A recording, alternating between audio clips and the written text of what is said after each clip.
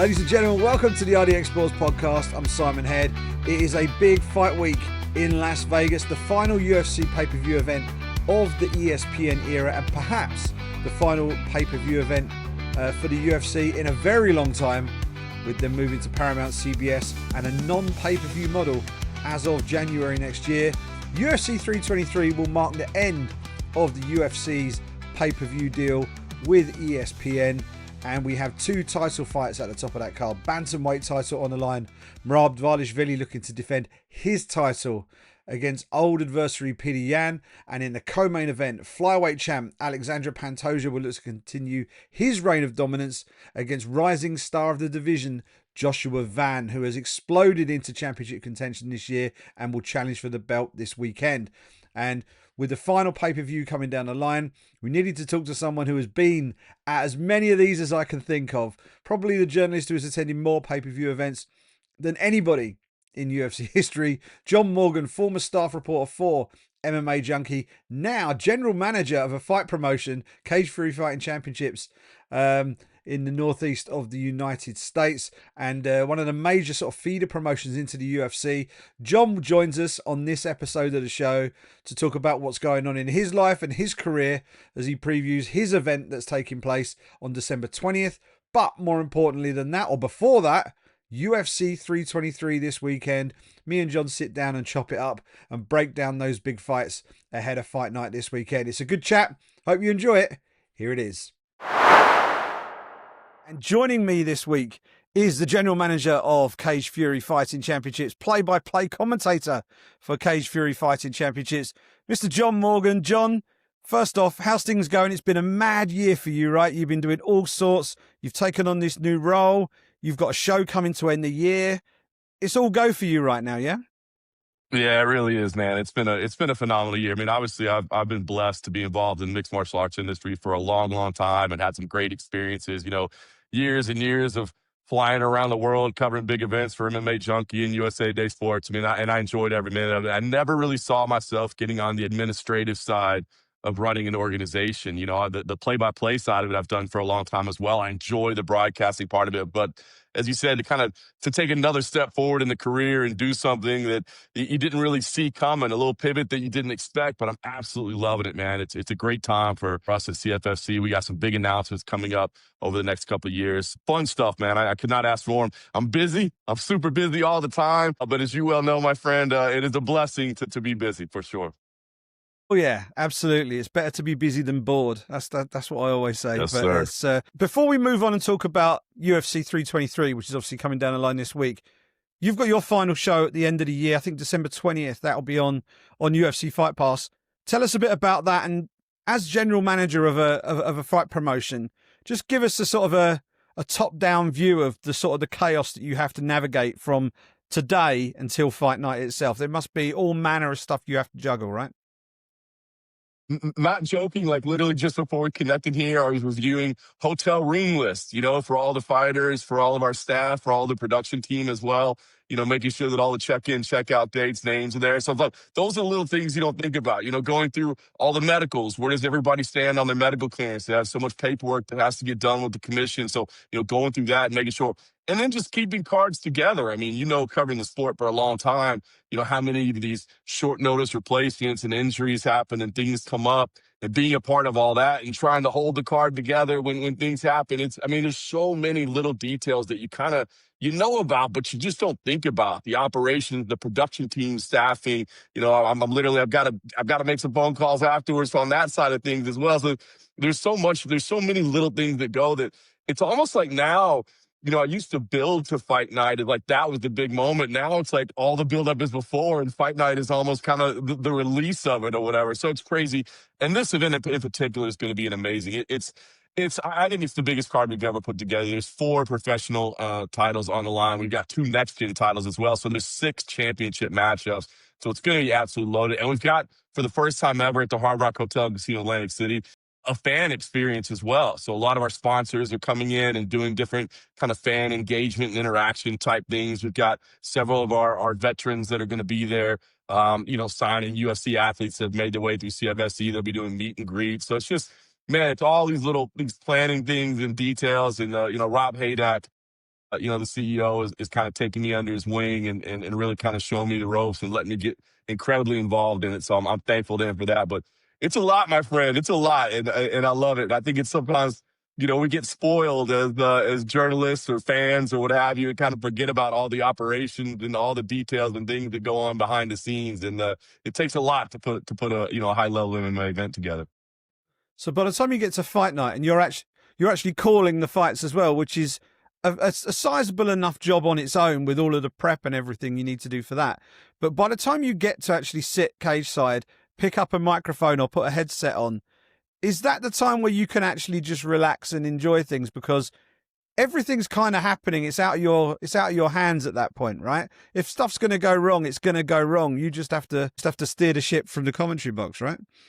That's it. At that point, you kind of just get to enjoy it and sit there and talk to, whether it be CM Punk or Michael Chiesa or Dean Thomas or Michelle Watterson, whoever it may be, just sit there and talk with your friend about fights. Because at that point, it's out of my control. Anything that's happening operationally, like I can't do it. Like my phone is laying on the table face down. Somebody else is going to have to handle it. I got to call these fights for Fight Pass. It's funny. I'll tell you the one thing that's really changed over this year. I used to never be able to sleep following events because, man, you call fights and you just get amped up, man. The adrenaline is flowing, you're pumped up, so like you get done. You know what it's like. Even just being a journalist, when you're cage side and then you leave the press conference and, you're amped up. You've done all this stuff. You can't sleep. Now, when the event is over, I can sleep like pretty easily. Like, I'm exhausted. Like fight week has been so long. I can lay my head down and I can get some sleep before I come home. Major undertaking, I have to say. Like, you're basically running multiple jobs in the space of a number of weeks leading up, and sort of changing hats halfway through the week, right? You sort of like general manager hat and then change it for the commentary hat. But yeah, all power to you, and I'll definitely be tuning in for that. It's got to be one of the final UFC Fight Pass events of the year, right? It will be. Actually, we've got the honor of closing out kind of the last 2 weeks because, as you said, we're kind of coming into the stretch of 2 events for the UFC, the final 2 UFC events of the year, and then we'll follow that up. So we've got CFFC 149 on December 20th, and then we'll come back with CFFC BJJ 16 1 week later after that. So you'll have all the details on that. I guess I'll tell you now, everything will be announced in the next day or so, but Sean Brady is going to be there in the headlining role against Oliver Taza, who's an absolute stud of the submission grappling world, and got his black belt in like 6 years under John Danaher. So a stud main event there. We'll have all the details of that coming out. So yeah, we've got one more MMA event and one more submission grappling event, 2 of the last events of the year on UFC Fight Pass. So always a fun way to close out the year. Awesome. And we'll pivot from that to the final UFC event, or the final UFC pay-per-view event of 2025.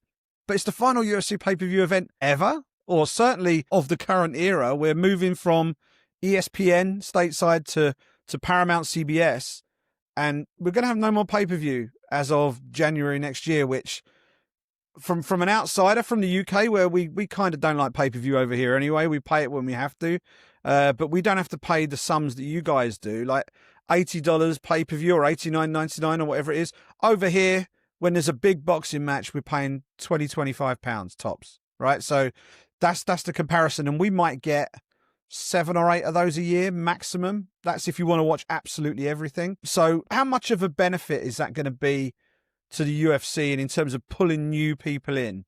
Because obviously, if you're an MMA fan, you're going to be watching these fights anyway. But in terms of pulling in new fans over the course of the next 7 years, I guess it's going to be the new Paramount deal. How is that lack of pay-per-view, sort of the removal of that element, going to help grow that audience even further, do you think? I think it's huge, to be honest with you. I mean, obviously, there's a couple different ways to look at this. From the economic side, like Paramount Plus, God bless them for making this investment and making this decision. Does this turn out to be a profitable decision for them? Not for me to worry about. That's for them to worry about. But just from a growth of the sport perspective, I think it's great, right? Like, I mean, I can't tell you how many people I know, in everyday world outside of this MMA bubble that are like, they talk about, you start talking to them about what you do and what you're involved in and this and that. And they'll tell you like, I like watching fights, but man, $75, like I just can't pull that. And I get it, right? Like you said, I mean, if you're a hardcore fan and this is your thing, like that's just in your budget. Like that's just what you do. For as long as I can remember in my life, that was not even a negotiable cost. That was just something I did because this is what I followed and this is what I do. But that's not, that's not the case for a lot of people. And especially right now, right? People are watching their money. So be able to just get rid of that barrier, to be able to just say, okay, you know what? Now, if you say you like watching, you like tuning in fights, guess what? Now you can watch the title fights and the championship matchups and the big superstars. Before you've always watched the prelims and you watched them up and coming or whatever, but maybe you watched Paddy Pimblett on his rise and you were like, I like this kid. And then all of a sudden he's like, well, now he's behind the pay-per-view wall, so I guess I'm not watching that anymore. I guess I'll catch the highlights later on. You're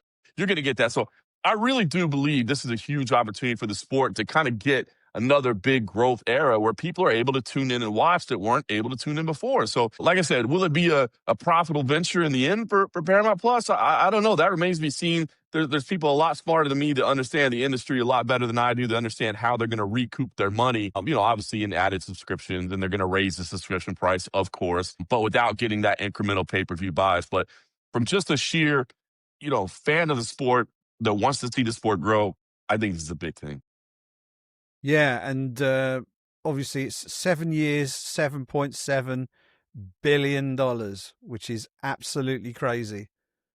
Absolutely crazy sums of money. But I don't know. Maybe they see it as a pretty huge loss leader in order to help bring even more in. I don't know. Maybe they want to become a hub for sports rights, and this is like the stake in the ground, 100%. I mean, look, there's ways to look at it. Again, they're going to raise the price. They're going to add subscribers. They're going to have advertising options. I mean, there are ways to make this back, but to me, that's the big thing right away, right? Is, now that we're all like, before you and I, we've seen the streaming era come in, and we remember when all these things were launching. We're in it now, right? Like everybody's streaming everything.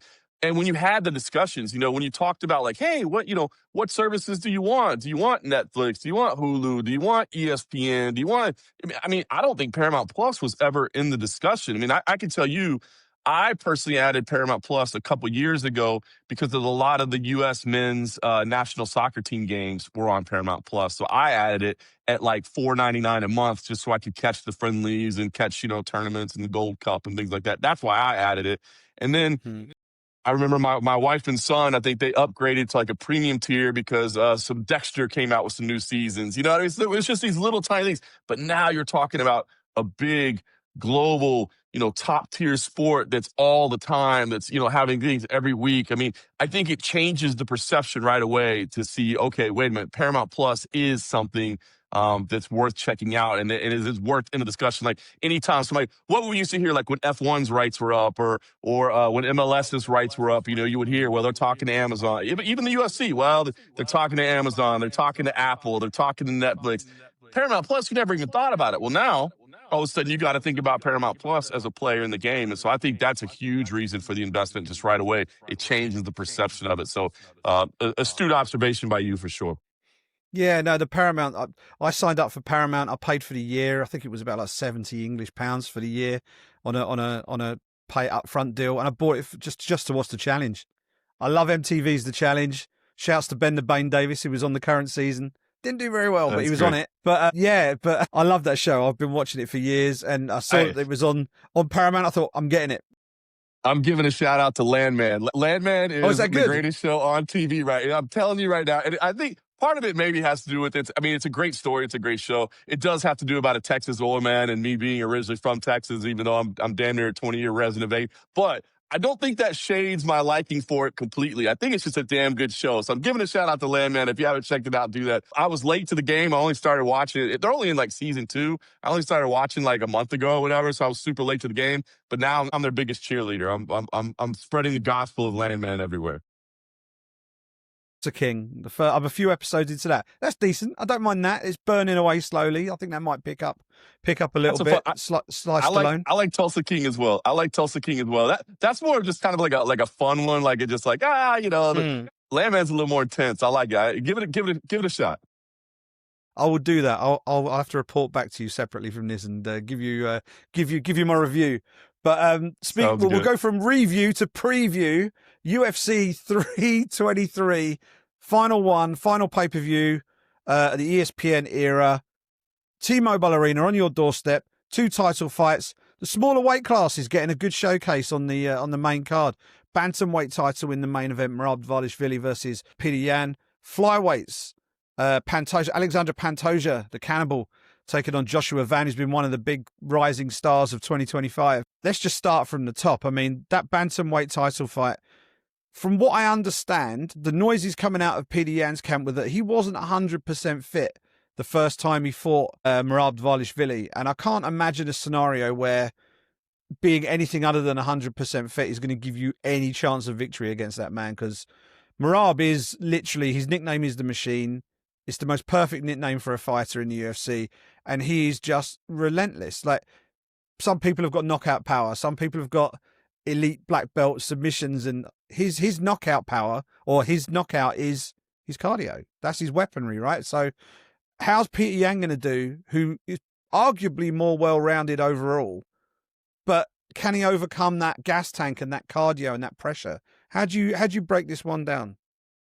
Such an interesting thing, right? Because I love what you said. Then, like, arguably he's more well-rounded. I don't even know if it's arguable. I think he is more well-rounded. You know what I mean? But Merab has that special thing, right? Where it's like, I'm going to have relentless pressure on you at all times without fear, right? Without fear of getting tired. You know, sometimes people, they'll push full speed at the beginning, but then they'll settle down a little bit, because every athlete will tell you the biggest fear for anyone is being exhausted in the octagon, right? Because then you've got someone coming at you and you're so tired that you can't defend yourself, you can't react, you can't think. He can compete without fear of ever reaching that spot, because he knows he can go full speed for 5 rounds and go jogging afterwards because he's still got energy to burn. And that's incredible. So for me, those reports of Petr Yan being injured the first time around, I do put stock in him. I do put validation in him. I don't think Yan is the kind of guy that just makes excuses or is trying to come up with some, he's got the title shot. There's no reason to talk about it. So I do think he'll be better. And I do think, having an understanding of Merab and going 25 minutes with him and, just getting to experience what that pace and that pressure and that relentless nature is like is beneficial. So all those things, he's more well-rounded. He's healthy this time around. He understands what it's like. Those all seem to be chips stacking in the favor of Petr Yan, and they are. But I still think Merab Dvalishvili wins the fight. I just think Merab is that guy right now. He's operating at such a high level. I don't pick anyone against him in the division right now. So, I don't think you can completely write off Yan. Like, I don't think you can just say, hey, foregone conclusion, we know what's going to happen here. Like, I do think Yan is more well-rounded. I do think he has better striking. I do think he has better finishing ability. He does get 5 chances to start this thing on the feet should it go that far. I just can't pick against Merab right now, man. I just think what he's got going, is something special.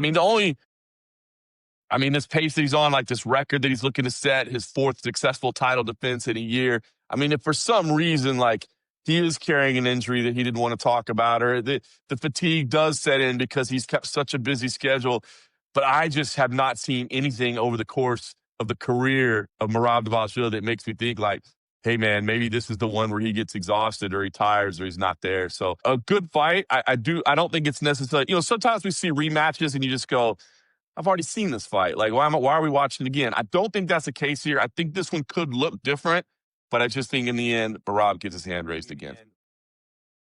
Yeah, it's been far enough away, right? It's not like it's an immediate rematch. There's been a fair amount of water gone under the bridge for both guys since then.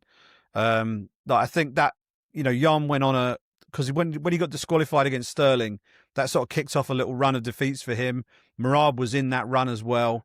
In that run of 3 fights, I think it was, that he lost in a row.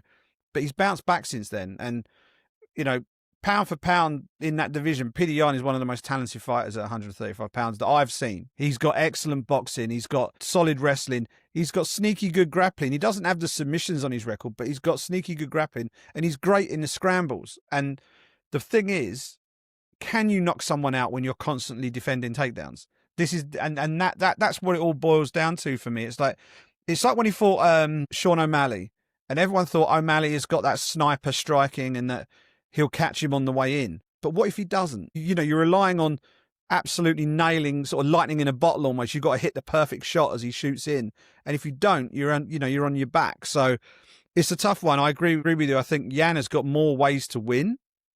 But the one way that Merab uses kind of trumps all of them on paper, I think.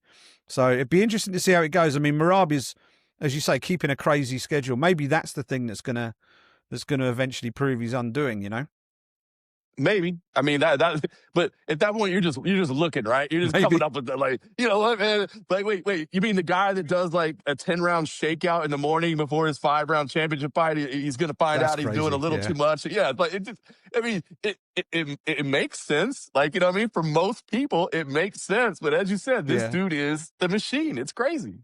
Yeah, most mere mortals, but he's not one of those, is he? So yeah, He's not. unbelievable, and a great guy as well. What a lovely bloke! Oh. Really nice guy to chat to. Great ambassador for the sport. This is Merab Dvalishvili, and I've always been such a fan. Obviously his energy is great. I've been such a fan of his from the beginning. I love that, the bigger audience is starting to see just, how what a positive energy he is, like the message expressed. But literally the media day before his last title fight was at Syndicate MMA, and I was already in there. In fact, no, it was his media day. I was thinking maybe it was somebody else. But anyway, bottom line, we're in Syndicate, and he walks right over to me. He's like, "Hey, brother, you do such a good job announcing, man. You do such a great job. Like, I really appreciate the work you put in calling fights. You make it exciting. You tell the story well." I'm just like, here's a champ of the world, like, going out of his way to just come say what's up and like compliment me on the job. And like, that's a good dude. Like, that's the kind of person he is, man. He's a great guy. He is a great guy, and he's absolutely bossing that 135-pound division. Someone who is dominating the 125-pound division is Alexandre Pantoja, who. You take a look. I actually had a look this week, and I was just looking at how much he's dominating the division and how far he's got to go before he gets close to Demetrius Johnson. The answer to that question is he's got a long way to go. That's how dominant Demetrius Johnson was. 11 title defenses is insane in any weight category. I think he's got 4 at the moment, Pantoja. This will be 5, I think, this weekend against Joshua Van, who has just exploded his way up the rankings. I think he just won himself into the top 15. Got a short notice opportunity against a number 1 contender in Brandon Royval.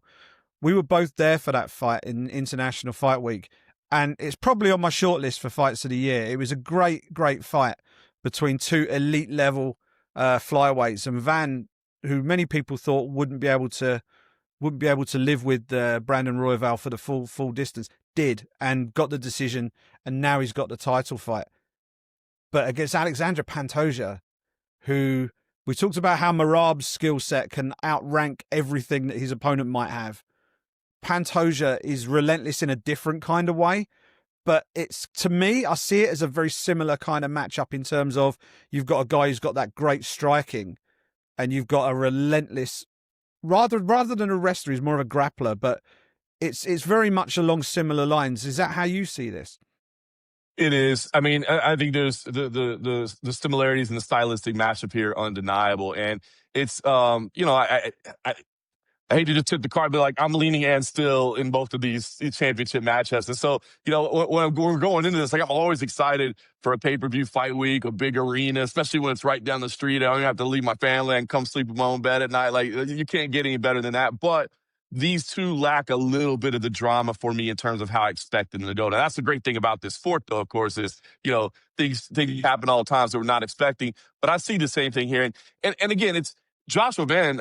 This story is unbelievable. I mean, this rise that he's had is incredible and earned. Sometimes we see guys where it's like they get shot on a rocket ship to the top, and the fans sit back and go like, "Oh, come on with this Dana White privilege and this UFC bias and all that." And there's none of that here. It's like, no, this dude is as fun as it is to watch. He went out there and beat the people that he needed to beat. He took the opportunities that were given to him, and he's earned the spot. And I'm so happy for him. And you talk about his story. I mean, an immigrant and being bullied and turning to martial arts because of that, and buying his mom a house. I mean, there's just so many amazing stories in here. And so I love the fact that Joshua Van is here, and nothing would make me happier than to see this dude complete the Cinderella story to the top and win this title. And oh my gosh, because he's fun to watch fight. I just feel like maybe it's a touch too early for him right now. Like it's a little bit too early in the game for a guy at Pantoja's level. Now, as you said, has incredible striking. And again, as we said, the similarities to the main event. The fight does start on the feet at the beginning of every round. So, if you can sprawl and brawl a little bit, put those combinations together, like Van's boxing is fun to watch. But I feel like Pantoja is just a cut above right now. The skills, the experience, the time in the game, the confidence, all those things lead me to believe that Pantoja can retain his title. But look, Van is a dangerous contender, and so I'm not writing anything off, and there will be tension. every time they start to walk to that center of the octagon, because if he can land some shots, it changes things. But I just feel like Pantoja is operating at an incredibly high level right now. Yeah, I think the difference between this fight and the main event, you've got Merab, who will basically be shooting for takedowns from the corner as soon as he starts. You've got Pantoja will happily stand and have a tear up with you for a bit, and then he'll look to find openings from that.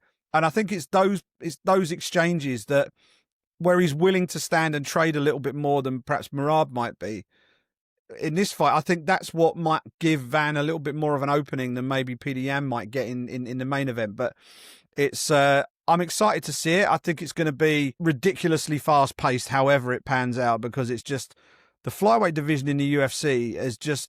A few years ago, people were talking about getting rid of it. You know, there's nothing interested in this division. Demetrius Johnson's dominating. There's no quality below him. This division is stacked now. There's so much quality now. And the fight we'll talk about in a second, which is the very next one on the card, kind of backs that up. But this fight, I think, is going to be a lot of fun to watch. And I do agree with you that I think that it might just come a smidge too early for Joshua Van. But if he gets it done, I don't necessarily quote me on this. I think he'll be only the second Burmese-born fighter to win a major title in MMA. Ong Laran Sung was obviously a 2-division champion in one championship. I don't know if there's any others. I can't think of any off the top of my head. Josh Van, born in Myanmar as well, lives and trains out of Texas, and he's one big punch away from holding championship gold around his waist. It's mad. 100%. I mean, Ong La has like statues in his home country. You know what I mean? Like, it's crazy what a superstar. So Van would be that superstar as well. Like I said, I don't count, and I don't want to make it. Again, that's the great thing about the sport is you can't count out either one of these challengers in these two title fights. You can't. I just think that these champions are two of the best. So that to me is what's interesting about this pay-per-view, right? Is that like I see a lot of people, and again, the UFC knew what they were doing, right? This is the last pay-per-view they owe to ESPN, right? They're not rolling out the biggest stars. That's just the way it's going to be. You know what I mean? Like, and you can say, the business practices of, look at this, they're throwing in this lame duck pay-per-view. I mean, who in the right mind, if you were entering a new partnership with somebody that just invested $7 billion in your company, would you give the old partner the biggest stars on the way out the door? I see some people kind of looking at this pay-per-view and going, look, man, they don't have the big, and they don't. But at the same time, you got two of the top pound-for-pound fighters in the world right now, two of the greatest to ever do it in their division on display. So even if you're like, and don't get me wrong, I am so looking forward to these cards that are coming out in the Paramount era. Enjoy on Saturday night the opportunity to watch two of the best to ever do it in their division compete. 100%. As I say, like I love the flyweight division now. The flyweight division is so much fun. Best. And the fight that's going to lead in to that title fight in the co-main event, former champion Brandon Moreno, another guy who you put on the list of some of the most technically gifted fighters in the lower divisions of the UFC, taking on Japan's Tatsuro Taira, who's lost only once in 18 career fights. He's had a great run in the UFC, and he's now arguably one win away from a title fight. This looks like a championship eliminator to me. We've obviously got Manel Kape and Brandon Royval seeing out the year in a week's time or 2 weeks' time at the Apex, but this fight has a chance to sort of leap above that. Big performance from either one of these guys. They might be fighting for a belt next. This to me is a great matchup. Old guard versus new guard, but Brandon Moreno still got it. Yeah, I think this is you laid out those two flyweight fights. I think it is kind of that tournament perspective, right? Where let's see who makes the biggest statement. And then, of course, you know how the title fights work. It's availability and markets and all those things. But this is clearly a potential number one contenders matchup. And, a fan favorite, Brandon Moreno, as you said, somebody that has been there, has done that, has created an incredible following, and is still, again, operating at an incredibly high level at this point in his career against Tatsuro Taira, who's that guy that I think a lot of us were expecting to be here maybe even a little bit sooner. The guy that was kind of on the rise, and everybody was saying, this is the future of the division. Well, this is an opportunity for the future to be now. And, maybe a key to continue to try to unlock the Japanese market for the UFC, which has struggled to do so over the years. So there's a lot at stake here. Big matchup. But I just want to echo your sentiments of the flyweight division, man. It's always been one of my favorite divisions. I get it, man. I understand that, like, it's a little tougher for a casual fan to look at Brandon Moreno and understand what a badass he is versus, like, maybe just putting Francis Ngannou on a poster and just getting like, oh, I get it. That dude hurts people. You know what I mean? But it's such a fun division. I think about the days of MMA Junkie when I'd be sitting there trying to do, the play-by-play, typing out the description of the information that's unfolding in front of you. And it's so hard in the flyweight division. I love the flyweight division. So it's cool to see the flyweight division on display here in this pay-per-view. And this, as you said, potential number one contender matchup. Talking about the breaking into markets and all the rest of it, it's not out of the realm of possibility that in 2026 we could have an event in Japan with Kyoji Horiguchi fighting for the bantamweight title and Tatsuro Taira fighting for the flyweight title on the same fight card. The stars could align for that. Horiguchi's probably got to win another one fight before he gets the title shot, I would imagine, but he's a superstar. He is a legit superstar. Tatsuro Taira is like the sort of the next generation of Japanese fighting superstar. I mean, imagine a pay-per-view or a big event, a fight night show in Japan, in Tokyo, with those two guys at the top of the card. That would be huge for the UFC. It would be absolutely amazing to see that happen. I mean, unbelievable. Horiguchi is a star, man. So happy to see that guy back. You know what's funny to me is I was looking at, because Taira, he's that young gun, right? 25 years old. Again, he's been on the rise for a long time. How the heck is Brandon Moreno still 31 years old, man? I mean, that's unbelievable. My man came into the UFC, got released from the UFC, came back to the UFC, won the title, lost the title, battling his way back, might fight for the title again. He's 31. It's amazing what he's been able to pack into such a short time. Yeah, made his debut when he was 12. Yeah, that must have been crazy, it. That must have been it. But yeah, no, he's a great fighter. And another one, we talk about star power in Japan. He's flying a flag for Mexico in the lower divisions of the UFC, the lower weight classes of the UFC, and the fans will come out and watch him. They put a show on south of the border. He will pull a crowd, and some of those fights he had with Davison Figueiredo back in the day were absolute classics. And who wouldn't want to see more Brandon Moreno fights like that? He never seems to be in a bad fight, that man. So I'm buzzing for that one on Saturday. One I'm really interested in is the one that's going to precede that one at bantamweight. Peyton Talbot, who is 10-1, moving his way up, coming off a really impressive win last time out, taking on Henry Cejudo, who is making his comeback, but is then going to retire. So it looks like this is his retirement fight. He's said to a couple of people this is going to be his final fight.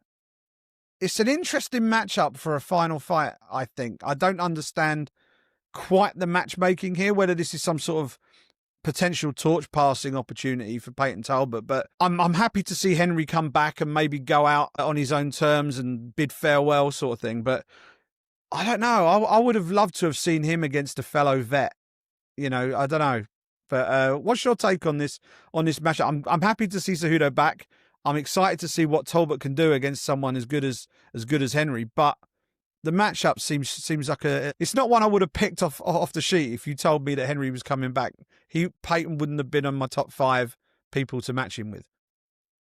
I think this is one that, they were sitting around on a Tuesday in the war room, putting some matchmaking together, and Triple H walked in and was like, your man Cejudo's got to pass the torch. You know what I'm saying? Like he's got to give the rub to the young man. That's how we do it here at TKO. This is some professional wrestling matchmaking at its finest, right? No, I get it. I give Henry Cejudo a lot of credit, right? To say like, hey, I want to come back and have one more. And they're like, cool, man, we were going to put you up against Peyton Talbot. Like a lesser man could be like, nah, I'm actually pretty good actually right now. I think I'm okay. So I respect him for taking this. It is a little bit odd matchmaking, to be honest, because what's at stake? I mean, we know what's at stake for Peyton Talbot, right? I mean, Peyton Talbot takes out Henry Cejudo, and all of a sudden, that the bandwagon that everybody jumped off on, maybe everybody jumps back on, and this guy's, he's on the rocket ship to the top. For Cejudo, if he wins the fight, it does nothing for his legacy. But at the same time, his legacy's already secure. Maybe this isn't so much for the legacy, it's just for himself to say, I want to get back in there and show that I still had it and prove that I'm still that guy, and I need one more. I need to walk out with a better feeling than I did last time around. But this is no easy fight for him. So I'm intrigued by this one. I mean, I do believe Cejudo's the better fighter. I just do. I mean, not that Peyton Talbot doesn't have the raw skills, but Peyton Talbot just hasn't competed at the championship level that Cejudo has. Now, we may look up 5 years from now, 10 years from now and say, oh my gosh, no, Peyton Talbot was by far the better fighter. He just hasn't done it yet. He hasn't shown it yet. He hasn't had that opportunity to prove it against elite level competition the way Cejudo has. But, age catches up to everybody, right? Father time undefeated. And Henry Cejudo, he may not be 45 years old, but he's also, that body's been through, there's a lot of miles on that. I think he's 37 now at this point. There's a lot of miles on that because of a long time of, wrestling competition and everything that he went through before his MMA career. I'll, look, King of Cringe, Triple C. I like Henry Cejudo, man. I always have, and I think he's been honest. He'll be honest, kind of off camera and behind the scenes about how much pressure he puts on himself to try to entertain and to try to make it fun and to try to get people interested, and that's resulted in a lot of people hating him and a lot of people talking trash. But I think inside, man, I'll be pulling for Henry Cejudo. But this is no joke of a matchup, man. I know a lot of people kind of wrote off Talbot after his loss, but he's rebounded well, and I still think he looks like a very dangerous individual. He looked great last time out. He looked really, I think that, the big question mark over him was how he would do in the scrambles on the mat, and he won the fight in the scrambles last time out. So he looked really good. That was during International Fight Week as well, if I remember rightly. But that was a great performance from him. I think this fight is down to two things, right? I think it's going to be down to how rusty Cejudo is, having been away for as long. Because obviously Talbot's in rotation, right? He's going from fight camp to fight camp. He's active. Henry's coming back after a little time away. And the height difference, I think, is going to be quite big. Like, Talbot's a big boy for 135 pounds. I don't even know whether he'll end up staying at 135 as he gets a bit older. He might fill out a little bit more. He might need to move up to 45. He's a big lad, so we'll see how that one goes. But it's an interesting one. It's super interesting because look, Talbot's taller, Talbot's faster, Talbot's more dynamic. All those things lead you to believe like this is for Peyton Talbot. But then you're like, Cejudo, by the way, I double checked, Cejudo 38, not 37. But Cejudo's that old dog that's just, man, he's got that mindset, man. He's got that championship mindset. And I was talking earlier this week with Eric McMahon, like, if you ask me, hey, does Henry Cejudo have another championship run in him? I'd say no, he doesn't. No disrespect, but you say, can Henry Cejudo get it done on one night in one 15-minute span and turn it in over one opponent? I'd say, yes, he can. Yes, he can. So I'm really intrigued by this one. Looking forward to seeing how that one plays out. And however the result goes, hopefully Henry gets a good send-off at the end of it, because I know he's not everybody's cup of tea. I remember when he first was in the UFC, I think the first time I spoke to him was when he challenged Demetrius Johnson at UFC 197, I think it was. And he was the messenger back then, right? He was the most wholesome person you could meet. He wouldn't say a negative word to anybody about anybody. He just wanted to be the shining example of Olympic values in the UFC and all the rest of it. And it got him to a certain level, and he was like, no, I need to just embrace my inner cringe here and just try and sell my fights a bit more. And he embraced this other side to him, which has given him another edge to his personality. And some people love it, some people don't. But he's been a great fighter and a great ambassador for the sport, and one of the, just in terms of pure talent and achievement, one of the very best we've had. One of the very best we've had in the sport, I think. Coming in as an Olympic gold medalist and winning the championship in two weight classes is not many people can write that down on their CV. So no, I'm looking forward to seeing, hopefully, Henry getting a good send off, win, lose or draw on Saturday night. First fight on the main card. Interesting one. There's Bogdan Guskov taking on Jan Blachowicz. Jan Blachowicz, someone I go back a long way with. I remember he came to London for his very first UFC media interviews before he even had a fight booked. And I remember I think his first fight was against Jimmy Manoa in London, which was a tough introduction to the UFC. But he's been in there with a who's who at 205 pounds. And you look at his win-losses recently, and it's like, okay, he's had a few little road humps there, and he's had a few obstacles in the way and stuff. But he's been really unlucky as well. I think if you look at that fight with Carlos Ulberg, on another day he could have got that decision. That was a decision that not everybody agreed with on the night. I know he didn't. So I think that he deserves probably more. I think he's probably got more momentum in his own mind than it maybe looks like he's got on the stat sheet or on the fight record. But he's taking on a guy in Bogdan Guskov who just puts people away. So this is going to be an interesting one, because Jan's going to have to stand with him, and we're going to have to see if he's still got that legendary Polish power on tap, because he's going to need it on Saturday. Yeah, the matchmakers knew what they were doing and setting this one to open the pay-per-view, right? We're going to get some fireworks right from the start. Yeah, it's really interesting, right? Because Jan Blachowicz is 42 years old, you know what I mean? So he's starting to creep up there. And as you say, he's been around for a long time. He had a hell of a career before he even came to the UFC. And how long has that career been going on, right? So, at some point, Father Tom does, as we said, catch up with everybody. So he is 42, but at light heavyweight, those are the divisions where you feel like those careers can extend a little bit longer than maybe down at flyweight or bantamweight. And, you can say, well, gosh, Simon, I mean, Jan hasn't won a fight since 2022. A split draw with Ankalaev, a split decision to Behead, a controversial decision against Oberg. I mean, the absolute best in the sport and razor thin, right? So I think it's really easy to write off Jan in this situation, especially against somebody like Bogdan, who is fun, right? As you said, he just comes out and he's just throwing down. And so, when you got bangers at heavyweight, when you got bangers at light heavyweight, can Bogdan come out and absolutely catch him? Of course he can. But I think you'd be silly to write off Jan. I know on paper it looks like maybe this is one of those passing of the torch type fights where, hey, we're finally going to see that Jan isn't there. And that could be the case, right? We could go out there and just see, man, you know what? This next generation, they're here and they're here to stay. But I don't think you can write off Jan here. He's been very competitive against the absolute best in the sport. And Bogdan hasn't faced the absolute best in the sport just yet. This is a huge step up for him against an incredibly experienced guy. So torn on this one, could easily go either way. It comes down to whoever lands clean first, right? As it typically does in matchups at this weight class. But I think you'd be silly to write off Jan here in this matchup.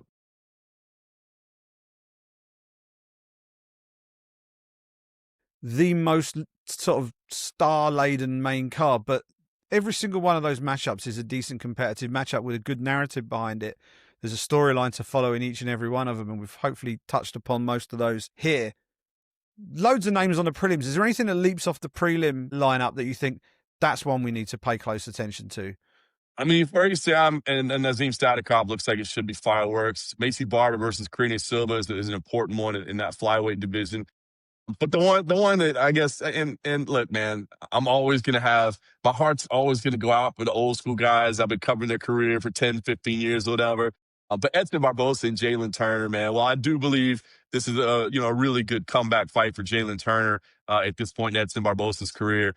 Dude, I'll tune in to watch Edson Barbosa fight anytime he wants, man. You know what I mean? So I'm looking forward to that one. But yeah, there's some. I mean, there's intrigue in this card for me up and down. We touched on that. We'll just be honest. Of course, UFC was saving their biggest stars to break out of the blocks with Paramount in the biggest way possible. But I think they did a good job in matchmaking here. I think there's going to be some fun fights on Saturday. Yeah, I do. The one that jumps off the page for me is one that you might not need to be sat down for very long. It's Terence McKinney versus Chris Duncan. I don't know how that fight's going to pan out, but I'm going to say it now, which anybody who knows me knows that this is almost definitely going to jinx the fight. The judges will not be needed for this fight. I'll be absolutely gobsmacked if the judges are called into any kind of action for Terence McKinney versus Chris Duncan. Both guys, absolute sledgehammers for hands. Terence McKinney has shown that if he's very kill or be killed, isn't he? If he doesn't finish you, chances are he's going to get clipped himself.